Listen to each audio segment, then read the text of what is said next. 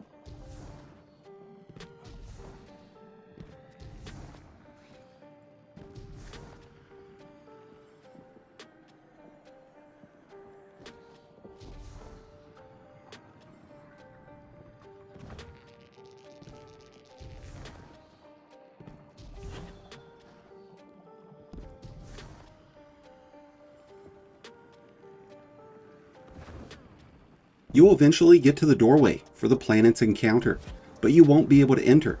So instead, you want to follow along with the video to utilize this out of bounds glitch that allows you to skip around and over this encounter and get back into the darkness base drop of death jumping puzzle.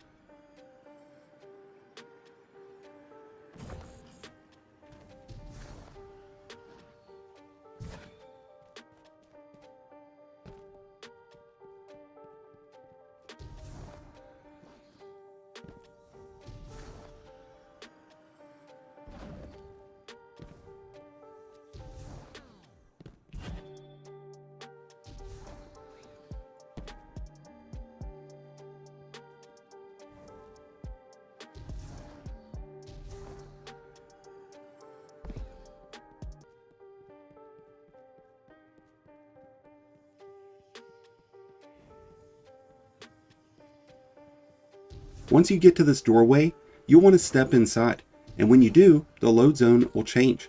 When this happens, the doorway will close, and one of three things will then happen. The door will either not open at all, meaning the load zone didn't load properly, which in turn means that you'll most likely get stuck and would need to restart the process. Otherwise, the door will open, but it would open at one of two different areas within the Cataclysm jumping puzzle. You'll either be at the end of the jumping puzzle or at the beginning. If the door doesn't open, you can try wiping, which can force you to the beginning of the puzzle. If you find yourself at the beginning, you'll want to utilize strand grapple effects and anything to extend your jumps, because you won't have the ability to utilize the Crux launch pads. The darkness wipe will be disabled, so you can take your time here. You'll need to cross the abyss and make it to the safe zone area, where you'll be able to activate the Crux that opens the hidden room containing the second chest.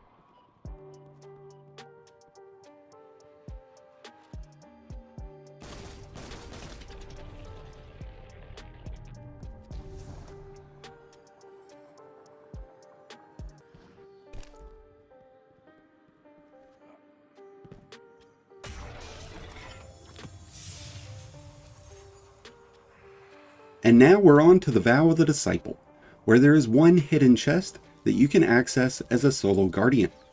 After slaying the Savathûn doppelganger, you're able to enter into the raid, where the first encounter requires you to transport this weapon cache through a series of Scorn enemies.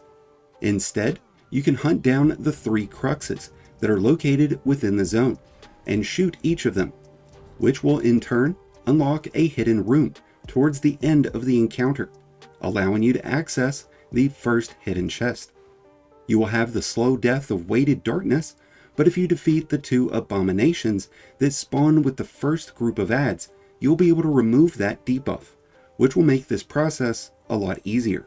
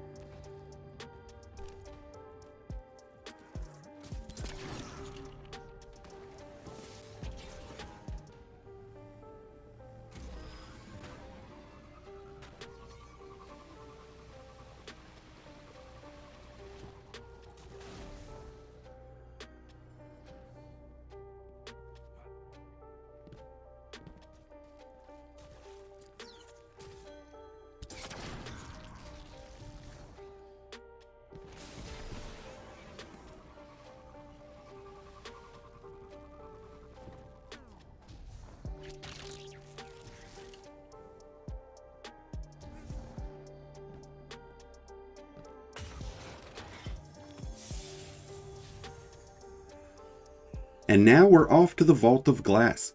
Within this raid, there are 2 chests that solo guardians can access, but one will be significantly easier than the other.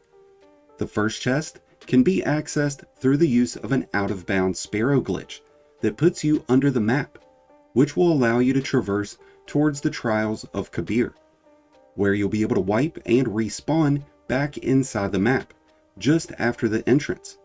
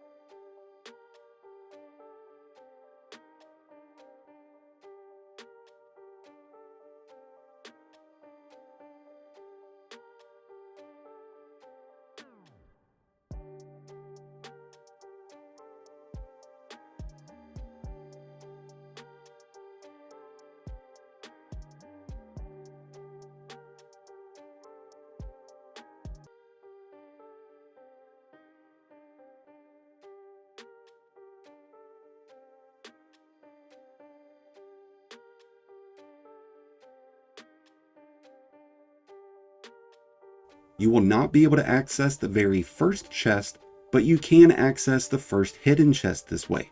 You will be able to access the first chest though by cheesing the first encounter, which requires you to establish and maintain control of the 3 different plates. The Minotaur are the only Vex who can steal these plates back, so by securing 1 plate at a time, then shooting the head off of the associated Minotaur that spawns in near that plate, the Minotaur will become enraged and he will continuously follow you instead of returning to the designated plate. With the use of Void Invisibility or the slow and freeze effects from Stasis, you can effectively avoid the Minotaurs and stay alive while also keeping the Minotaur alive. Because if you do defeat any of the 3 Minotaur, whichever one is defeated will respawn and instantly head towards their plate, halting your progress. I would avoid using area and explosive effects so that you don't inadvertently kill one of these Minotaur.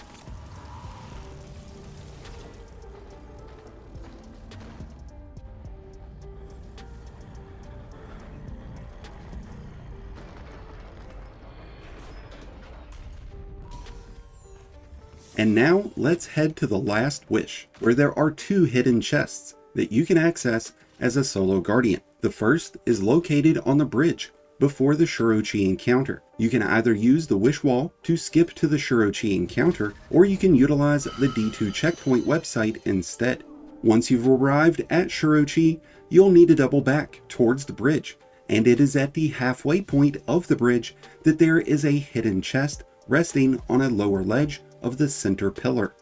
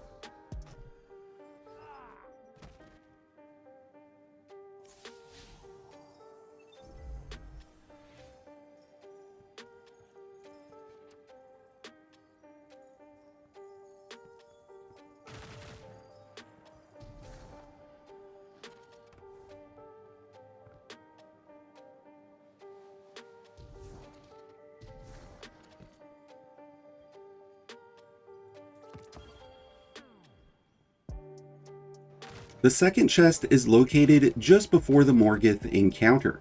This can be accessed with the use of the wish wall, just like Shuro. Once you've arrived, you'll have to make an incredibly large jump to get back to the previous area. Shatter and well skating can be a tremendous help to accomplish this. Titans can thunder crash, and warlocks can Icarus dash to get across. A sword with eager edge will be necessary as well, and grapple effects can definitely come in handy.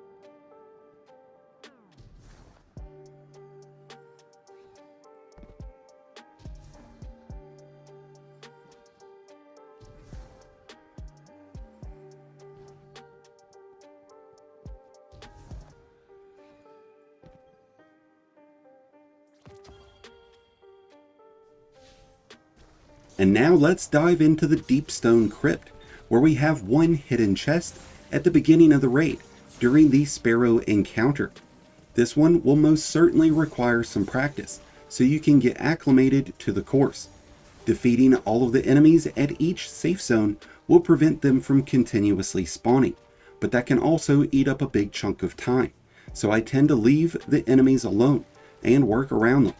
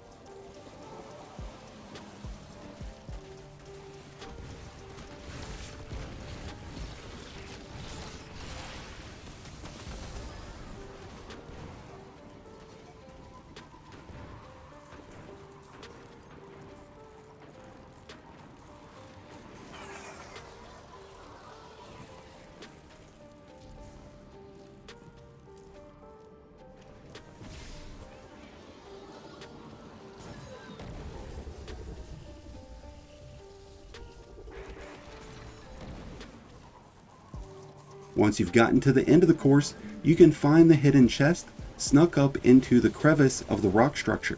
But you'll need to keep an eye on how many stacks of freeze that you have, because once you've reached 9, you will die.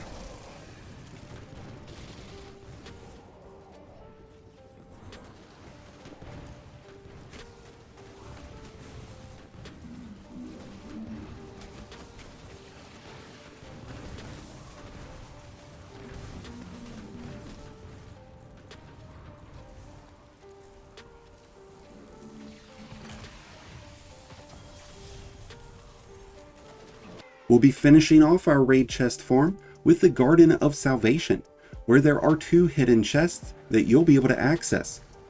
The addition of Strand Grappling has significantly improved the user-friendliness of the out-of-bound glitches that are required to access each of these chests, and it's made it possible for all classes to obtain. Grappling to rockets can quickly get through some of these areas. I recommend bringing the Salvation's Grip though for those who don't have Strand. The first chest is located in the Undergrowth, so by starting at the Embrace, we can traverse through the Field of Flowers en route to the Undergrowth.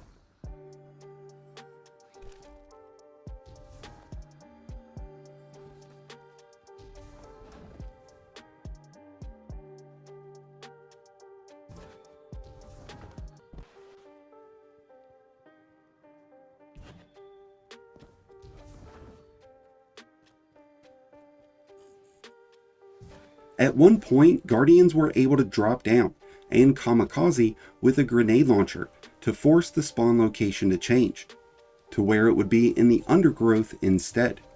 But this seems to have a lot of mixed results, so instead I would recommend that after you cross the invisible barrier, to follow along the tunnelway, where you can actually drop down into the Undergrowth and land on the lily pads. Cross the lily pads and get to the tunnel that leads back up into the Embrace.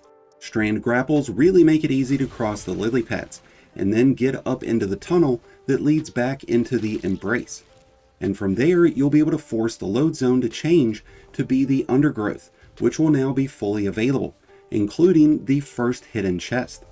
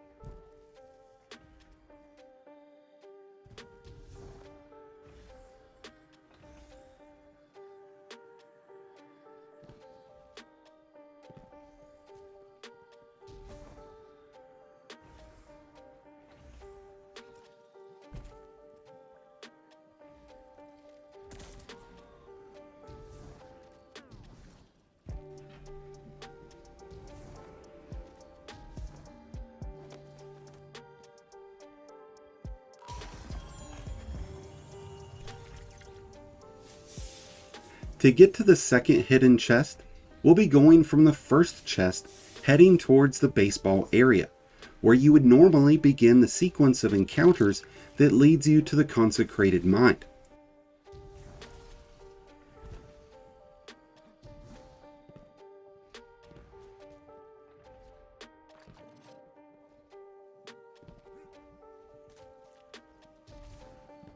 By skipping through this area and going towards the far back plate, which is typically designated as the second plate, you can break through the invisible ceiling barrier here at the outstretched wall structure.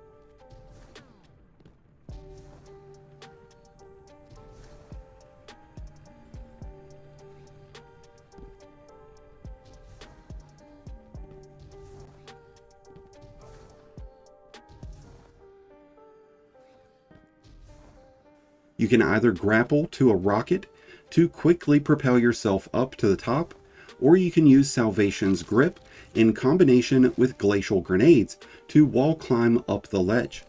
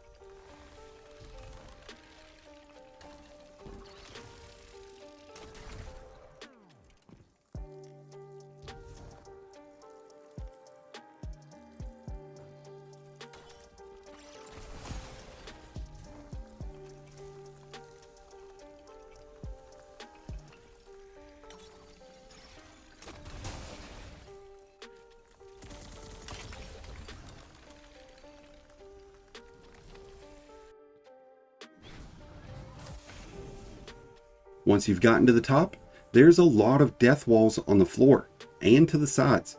Essentially, this becomes a game of the floor is lava.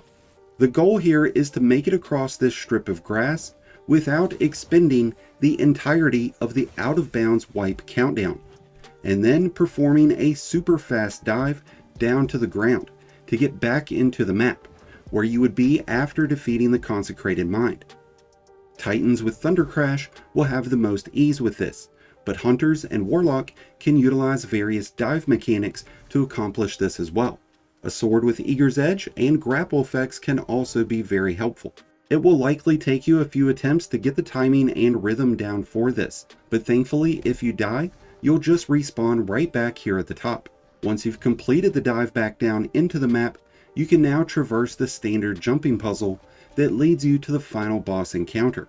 But before getting to the boss, you'll be able to detour off to the enormous tree cavities and open the second and final hidden chest of Garden of Salvation. And with that, we have successfully covered how to obtain 9 different raid chests on all 3 of your characters, each and every week, giving you 27 total raid chests and 42 spoils of Conquest, along with a ton of awesome raid loot for you to farm for in Destiny 2 Lightfall. If you come across any issues while farming out these for yourself, be sure to sound off in the comments below. And let me know what you'll be buying with all of those spoils of Conquest. Thank you as always for checking out the video. If you enjoyed and found it helpful, then please be sure to hit that like button below, along with the subscribe button if you're new. Both are greatly appreciated and both really do help support the channel.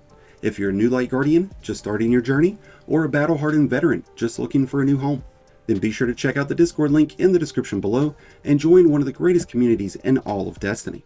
And until next time, Guardians, this has been Profane, wishing you all some happy hunting.